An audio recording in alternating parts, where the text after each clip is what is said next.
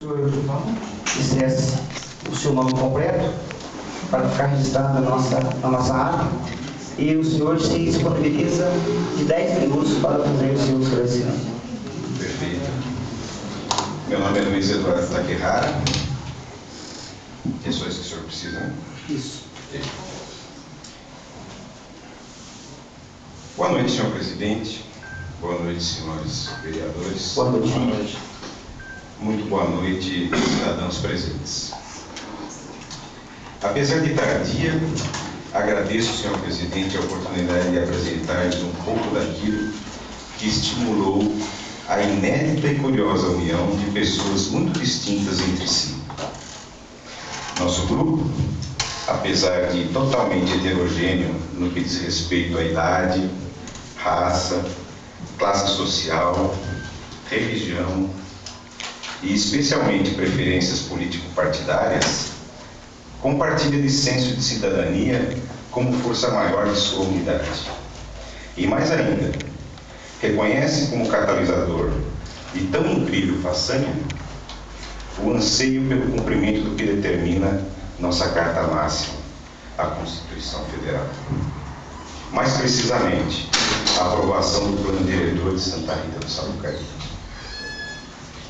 Quem de nós, senhor presidente, pode se dar ao luxo de ignorar a importância de planejamento? Seja na construção de uma pequena casa, seja para o crescimento sustentável do município. Não há como se seguir pelo melhor caminho sem planejamento. Assim, qualquer plano é desejável e bem-vindo. Mas o plano diretor não é um plano qualquer. É muito mais. O plano diretor é especial, pois além de abrangente, foi construído por nós, cidadãos de todos os campos, de todas as classes sociais, por todos nós. Por todos nós, alguém pode perguntar. Eu não me recordo de ter participado de nenhum plano diretor, alguém pode dizer. É verdade. Ninguém foi chamado para participar de nenhuma reunião de plano diretor. Até porque, com um nome tão complicado, muita gente não se interessaria. Quem participou de reuniões com o chamamento de A Cidade que Queremos, participou, mesmo sem saber da construção do nosso plano diretor. Será que o plano diretor é realmente necessário? Olhemos então para a nossa cidade, nossa Santa Rita do Sapucaí. Não, de carro não. É preciso caminhar. É preciso caminhar para ver, porque quem passa veloz jamais enxergará os detalhes que só quem caminha são oferecidos. Algo como que cantava o saudoso Gonzagão. Vai molhando os pés no riacho, que água fresca Nosso Senhor. Vai olhando coisa a grané, coisa que para onde ver, o cristão tem que andar a pé. Pois é a pé que o santarritense vê o quanto de pó ou lama tem na sua rua. Vê o bordado do alto da bela casa, agora demolido ao chão. Vê também o impasse, quando o carro para na faixa, mas a moto não. Da beira do rio, ele se vê a pedra exposta. Sinal de que a água não é mais aquela. E à noite, bem, à noite melhor não caminhar. Porque segurança é palavra que apenas os antigos conhecem. O que leva um município como o nosso, com meros 40 mil habitantes, penar com tamanhos problemas? Certamente a falta de recursos, falta de dinheiro. Mas como um município com tamanha pujança empresarial sofre falta de dinheiro? Não é lógico, não combina. A explicação não pode ser outra. O dinheiro está sendo mal utilizado. O município gasta muito para fazer muito pouco. A fábula japonesa do homem rico e do homem pobre ilustra a possível causa. O pobre pediu trabalho ao rico e recebeu a tarefa de tirar água do poço com um balde de madeira até encher uma tina também de madeira. Ao fim do dia, a tina estava cheia, mas o pobre reclamou muito, porque o balde tinha vazamento demais e muito pouca água era derramada na tina a cada subida da corda. No outro dia foram ao outro poço, este com um bom balde, mas no fim do dia a tina estava vazia, completamente seca. Acontece que desta vez era a tina que estava vazando. O homem próspero ensina, então, que se o gasto é pouco, mesmo com pouca receita, consegue-se ter dinheiro. Mas quando o gasto é muito, não há dinheiro que baste. Santa Rita do Sapucaí parece uma tina furada. Os recursos são mal aplicados, os programas mudam ao sabor de cada governo. Existem bairros onde deveria ser rio e suas ruas, sobre o solo mole, precisam de reformas eternamente. Eis um buraco na tina. Nenhum prefeito consegue livrar-se de tais buracos da tina. E a sangria permanente de recursos atrapalha investimentos em coisas novas que melhorariam a cidade.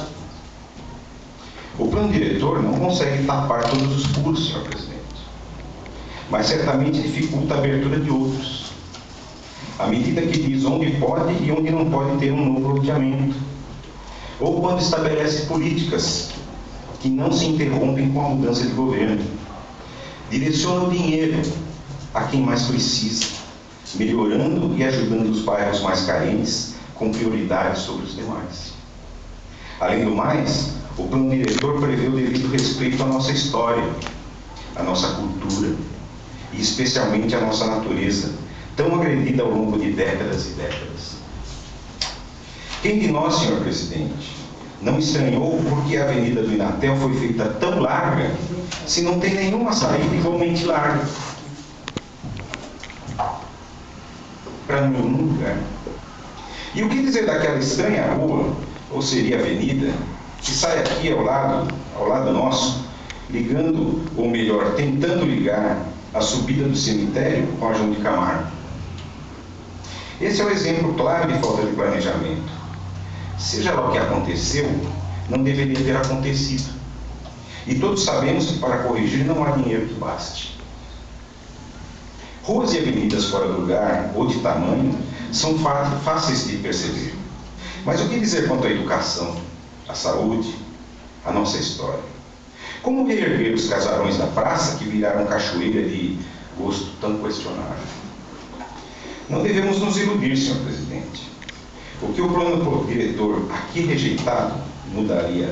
Não devemos nos iludir, senhor presidente, de que o plano diretor aqui rejeitado mudaria a cidade já no dia seguinte.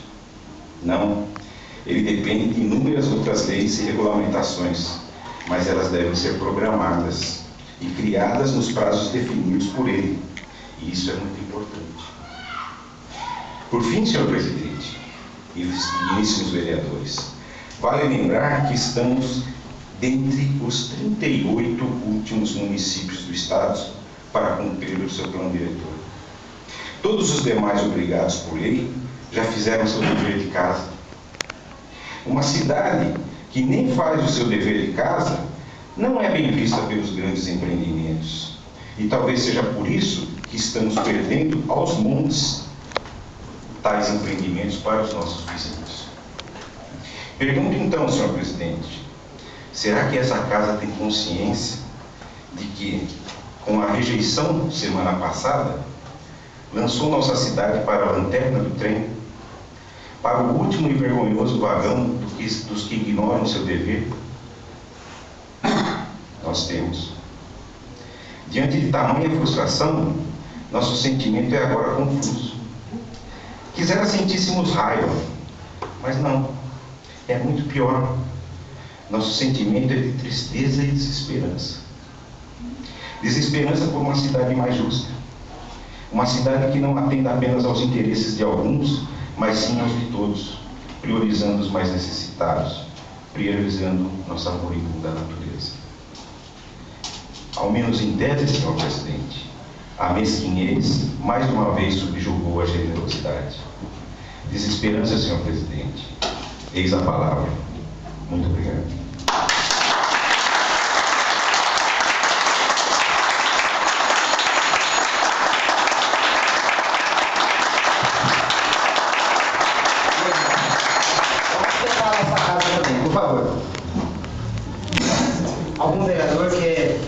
alguma pergunta, esclarecer alguma coisa?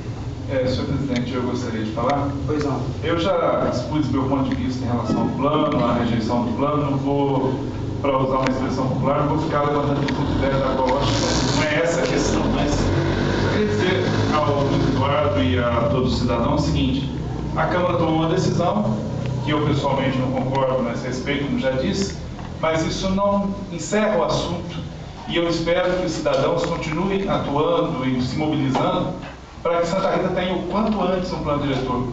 Não vai ser esse ano, que infelizmente, até pelos limites da legislação, só para quem não sabe, a legislação prevê que projetos de lei rejeitados não podem ser reapresentados no mesmo mandato, no mesmo ano, desculpe, não é no mesmo mandato, no mesmo ano, exceto quando um grupo de vereadores, se não me falha a memória, 3, possa assinar o projeto. Nesse caso, não tem como um grupo de 3 vereadores assinar o projeto, porque ele é de iniciativa privativa do prefeito, só o prefeito pode assinar. Portanto, não pode ser representado esse ano, só o ano que vem. Diante dessa situação, que ele não pode ser apresentado de novo esse ano, só para a partir do ano que vem, então eu acho que os cidadãos que acham que é importante ter um plano diretor, que acham que há urgência nesse plano diretor, têm que continuar se mobilizando, discutindo, debatendo a questão e cobrando a elaboração de um novo plano diretor, para não deixar morrer o assunto, para que a partir de 2012 a gente possa voltar a discutir essa questão. Senhor Luiz, eu agradeço a presença do senhor aqui, por trazer as suas palavras a nós aqui, e vamos pedir a Deus para que o próximo ano, então, seja colocado nessa Casa de Leis um novo plano, juntamente com a população aí participando, colocando fazendo as colocações que cabem a todos nós, juntamente com vocês que ajudaram a fazer esse planejamento. E vamos tentar fazer da melhor maneira possível. Se não for possível esse ano, a gente pede que o novo prefeito que entrar faça com a população o que for melhor para Santa Rita. Eu tenho a dizer. São admitidos à parte, presidente? Não. Eu não posso permitir, tá? Se o senhor vai me desculpar, se o senhor tivesse pedido o uso da tribuna, eu consideraria com o maior prazer, que essa casa é a casa do povo, mas infelizmente eu não posso ceder nesse momento.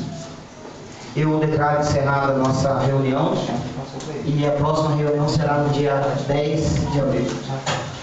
Boa noite a todos. Vamos com Deus. Boa noite.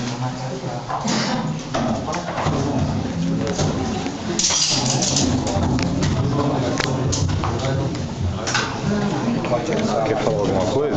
Quer falar alguma coisa? É que um equívoco quanto a não poder fazer esse ano.